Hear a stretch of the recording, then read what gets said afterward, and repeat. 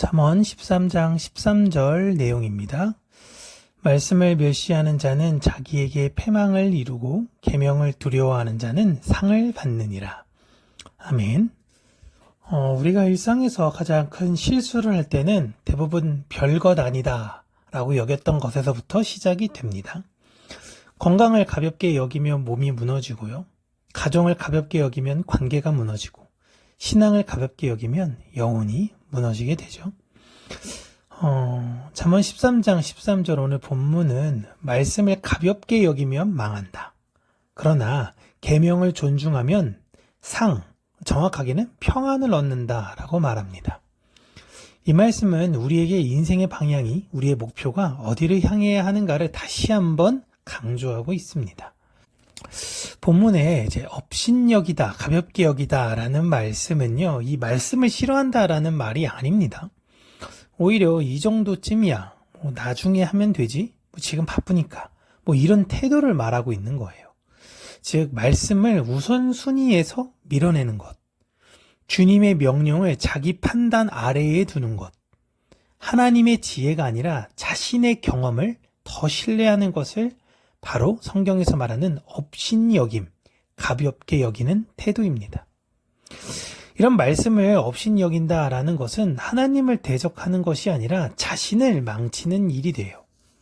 왜냐하면 하나님의 말씀은 우리에게 굴레를, 어떤 멍에를 씌우려는 것이 아니라 우리의 인생을 세우고 지키고 보존하는 보호장치이기 때문에 그렇습니다.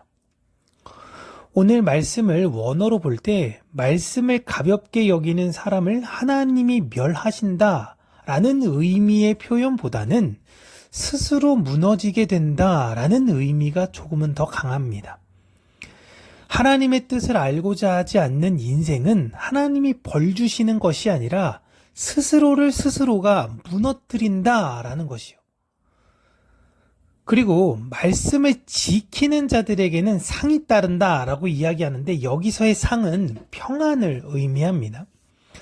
유대인들에게 있어서의 보상이라는 것은요, 돈이나 땅이나 이런 유한한 가치를 둔 것이라고 먼저 인식하지 않습니다. 땅은 원래 하나님의 것이고요. 농사도 하나님께서 복을 주셔야 가능한 것이었습니다.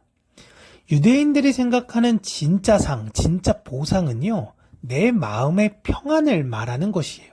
하나님이 주심으로 인하여 내가 누리게 되어지는 것.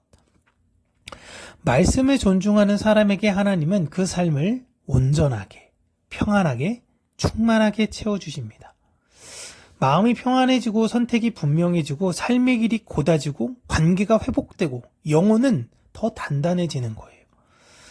순종은 축복을 끌어오는 길이 아닙니다. 내가 순종하면 복이 내게 올 거야. 이 순종은 축복을 끌어오는 것이 아니라 하나님이 이미 준비해 놓으신 은혜의 길로 들어가는 문입니다. 많은 신앙인들의 문제는요, 말씀을 모르는 것에 있지 않습니다. 그 말씀을 가볍게 여기는 것에 있습니다. 오늘 신앙인들에게 이 말씀이 부족해서 어떤 문제가 발생한 것이다 라고 생각하시나요? 요즘은 말씀 과잉의 시대예요. 특히 대한민국 성도라고 이야기하는 사람들은 너무 많은 말씀을 듣습니다. 문제는 말씀의 양이 아니라 그 말씀을 대하는 태도예요. 말씀을 옵션 정도로만 생각하고 순종을 선택 사항으로 여기며 성경의 권위를 조언 정도로만 인식하여 낮출 때에 우리의 영혼은 서서히 무너지게 된다라는 것입니다. 성경은 지식으로 아는 것이 아닌 신뢰로 붙들어야 하는 것입니다. 말라기에선 하나님은 말씀을 지킨 사람을 구분해 기억하신다라고 하십니다. 하나님은 말씀 앞에서의 태도를 보신다라는 거예요. 그러니까 뭘 했니 안 했니 이건 그 다음 부차적 문제예요. 어떠한 태도로 네가 그 말씀 앞에 서 있냐라는 거예요. 오늘 우리는 스스로에게 물어봐야 합니다. 나는 말씀을 존중하는가 아니면 가벼이 여기는가? 내 삶의 선택 기준은 말씀인가 아니면 경험인가?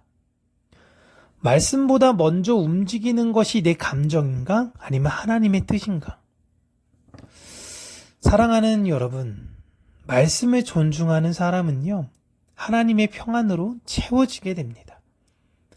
그러나 말씀을 가볍게 여기는 사람은 결국 자기의 힘으로 인생을 감당해야 합니다.